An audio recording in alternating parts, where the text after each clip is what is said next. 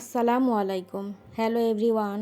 আশা করছি যে যেখান থেকে আমাদের আজকের ব্লগটি দেখছেন সবাই খুব ভালো আছেন। আলহামদুলিল্লাহ আমরাও খুব ভালো আছি।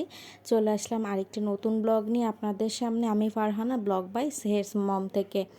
আজকের ব্লগে আপনাদের সাথে শেয়ার করব আমরা কোথায় গিয়েছিলাম, কে কে গেলাম আর সারাদিন কি করলাম। সেদিনটাই ছিল আমার নানু বাসায় নানা এবং নানুর মিলাদ। মানে আমরা প্রত্যেক বছরই নানুর মৃত্যুবার্ষিকীতে এই মিলাদের অনুষ্ঠানটা আমার নানুর বাড়িতে করা হয়। তখন সব খালামণিরা মামারা সব একসাথে হই। আগে তো নানার জন্য করা হতো, আর এখন তো নানা নানু দুইজনের জন্যই করা হয়। এর আগে যখন নানা নানু দুইজন জীবিত ছিলেন তখনও কিন্তু প্রত্যেক বছর মিলাদ হতো, তবে সেটা ছিল আমার আম্মুর দাদুর মৃত্যুবার্ষিকী আর কি। তখন নানা প্রতি বছর মিলাদের আয়োজন করতেন। এখন তো আসলে বারবার ওরকম করা হয় না, কারণ সবাই সেভাবে বারবার আসার সুযোগ পায় না। এই কারণে এখন বছরে একবারই সবার উদ্দেশ্যে একটা মিলাদের আয়োজন করা হয়। তবে এখানে আমরা যে সব আত্মীয় স্বজন অনেক বেশি দাওয়াত করি সেরকম না। এখানে শুধু পরিবারের লোকজন, যেমন আমার আম্মুরা ভাই বোনরা তাদের সকল পরিবার নিয়ে আসে, এবং আমাদের নানু বাসার কাছাকাছি একটা এতিমখানা আছে। সেখানে কিছু বাচ্চারা মাদ্রাসায় পড়াশোনা করে, তাদের জন্যই মূলত আমরা খাবারগুলো তৈরি করে তাদেরকে খাবার পাঠিয়ে দিই। মাঝে মাঝে হাঁড়ি ধরেই পাঠিয়ে দেওয়া হয় বেশি করে, যাতে দুপুরে খাওয়ার পরও যদি বেঁচে যায় তারা রাতে খেতে পারে। আর মাঝে মাঝে আবার আমরা বক্স সিস্টেম করেও তাদেরকে পাঠিয়ে থাকি।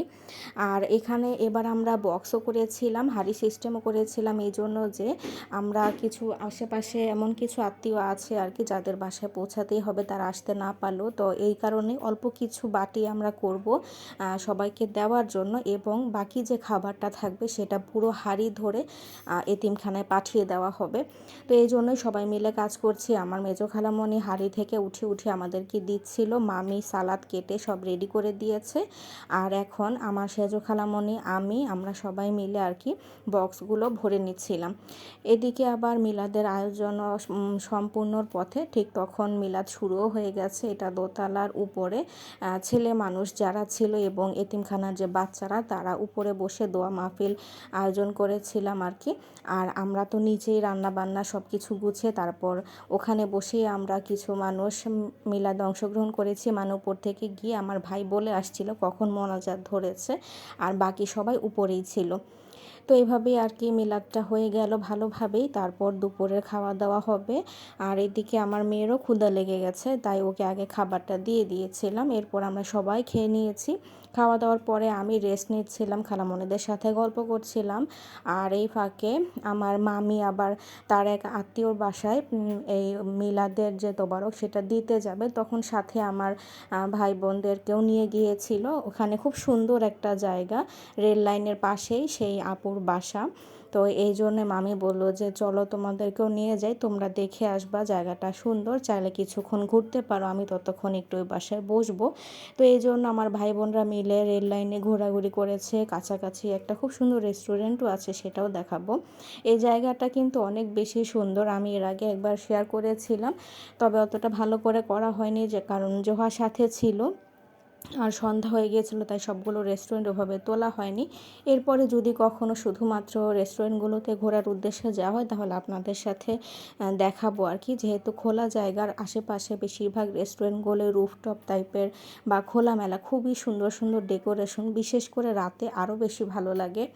আর ছুটির দিনগুলোতে এই জায়গাগুলোর অনেক বেশি লোক সমাগম হয়। আমাদের এলাকায় বলতে গেলে বিনোদন কেন্দ্র বা বিনোদনের জায়গা হিসেবে আমরা এই জায়গাটাকেই চিনি। সবাই একটু রিল্যাক্স ফিল করার জন্য আমরা এই জায়গাগুলোতে যাই আর কি। তো এই আর কি, আপুর বাসার কাছাকাছি ওরা যাচ্ছে, ভিতর দিয়ে একটু ঘুরেই যেতে হয়, একটু গ্রামীণ পরিবেশে বাসাটা নাকি অনেক সুন্দর। আমি অবশ্য কখনোই যাইনি, সবসময় ওদের মুখে শুনি। এবারও যাওয়ার ইচ্ছা ছিল, কিন্তু ওই যে কাজ করে তারপর এত বেশি ক্লান্ত লাগছিল যে তখন আর যেতে ইচ্ছা করেনি। গরমের মধ্যে বিকালবেলা তো পড়ন্ত রোদের তাপটাও অনেক বেশি থাকে, আর জোহাও বিরক্ত করছিল, তাই বললাম যে তোরাই গিয়ে ঘুরে আয়। তো তো এই কারণে আমার বোন একটু ভিডিও করে রেখেছিল আমাকে দেখাবে বলে যে জায়গাটা কতটা সুন্দর।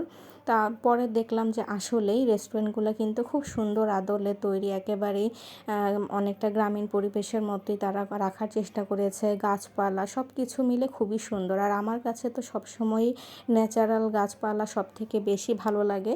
আর্টিফিশিয়াল যতই ভালো বা দামি ডেকোরেশন হোক না কেন, তার থেকে এই ন্যাচারাল গাছপালা, সবুজ এই জিনিসগুলো দেখলে অন্যরকম একটা শান্তি ভিতরে অনুভব করি। তো ভাবছিলাম পরে একটা সময় আমিও যাব। এই রেস্টুরেন্টের রুফটপও আছে, ছোট্ট করে একটু বসার জায়গা করা আছে উপরে, ওর উপরেও গিয়েছিল। তবে এমন একটা সময় ওরা গেছে তখন ওইভাবে ভালো করে রেস্টুরেন্ট তখনও ওপেন হয়নি। আর মামির একটু তাড়া ছিল, যেহেতু আমরা বাসায় আরও অনেক মানুষজন আছি, আমরা আবার চলে যাব যে যার বাসায়, তাই মামি বেশিক্ষণ অপেক্ষা করবে না।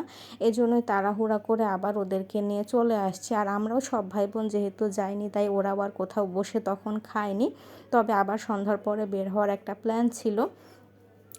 ওখান থেকে ঘুরে আসার পরে আমরা আবার সন্ধ্যার দিকে সবাই বসে একটু হালকা পাতলা ঘরেই ভাবছি যে নাস্তাটা সেরে নেব।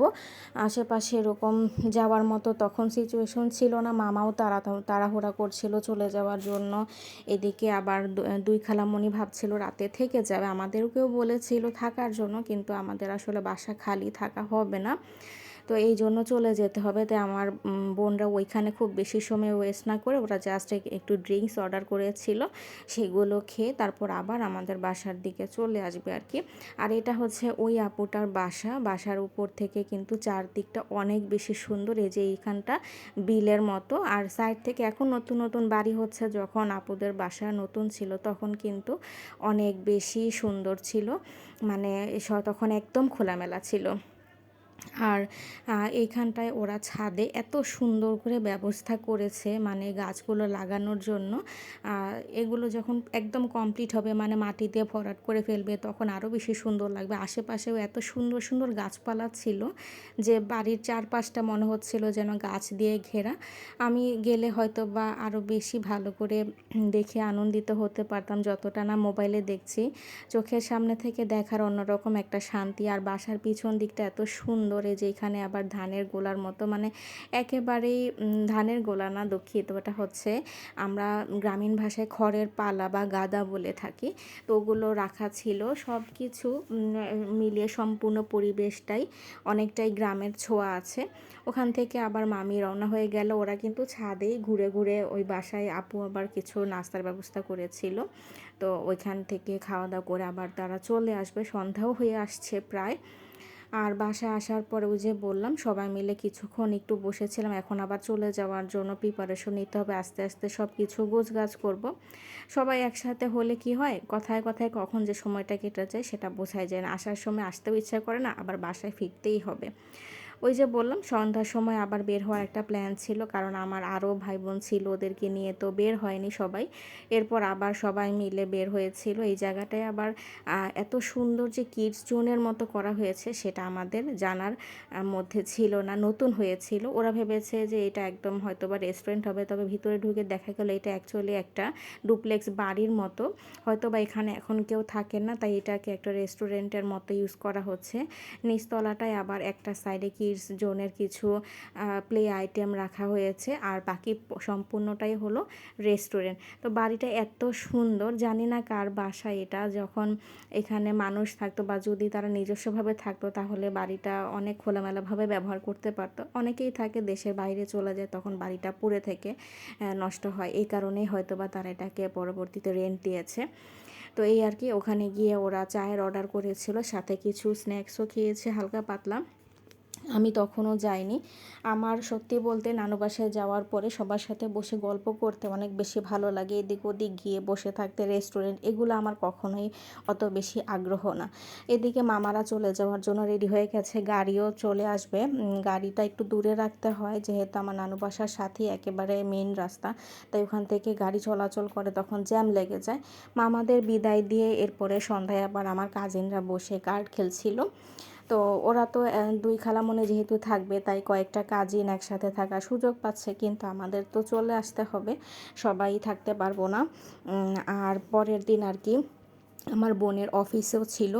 আর এই যে বাসায় চলে আসলাম আব্বু আম্মুকে নিয়ে। আর আব্বুকে আসলে কোথাও নিয়ে যাওয়াটা কষ্ট হয়ে যায়, কারণ তিনি যেহেতু সেভাবে হাঁটাচলা করতে পারেন না, রিক্সা ছাড়া একটা জায়গা থেকে আরেকটা জায়গায় মুভ করা অনেক বেশি ঝামেলা হয়ে যায়। তারপরও অনেক দিন পর সবার সাথে দেখা হয়, তাই যাওয়ার লোভটাও সামলানো যায় না, এই সুযোগ ছাড়া সবার সাথে দেখা হয়ে ওঠে না, তাই কষ্ট করে নিয়ে গিয়েছিলাম। আবার আমরা বাসায় ফিরে আসলাম।